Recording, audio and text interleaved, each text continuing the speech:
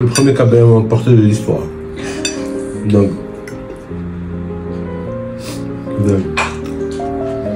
Cette croquette KBM, Kfta Bedomatesha pour les intimes, est vraiment dingue. En plus d'être super facile à préparer. C'est du pain de viande pané renfermant un œuf coulant sur un lit de sauce tomate à la marocaine. On commence par mettre les œufs à cuire dans de l'eau bouillante. Pour que le jaune soit bien centré, l'astuce est de faire tourner les œufs pendant la première minute de cuisson. Au bout de 6 minutes de cuisson, on les retire et on les plonge dans de l'eau froide. On retire la coque et on réserve. Pour la sauce, on râpe 4 tomates.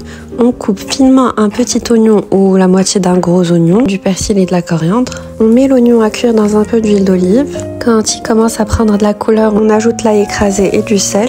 Et puis la tomate. On ajoute les épices mises en description et on laisse mijoter tout en remuant de temps en temps.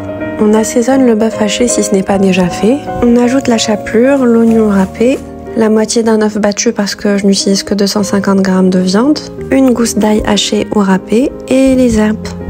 On prélève la moitié du mélange, on place sur du film alimentaire et on aplatit.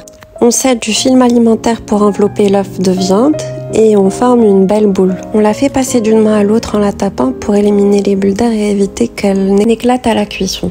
On passe dans la farine, puis dans l'œuf battu et enfin dans la chapelure ou le panko.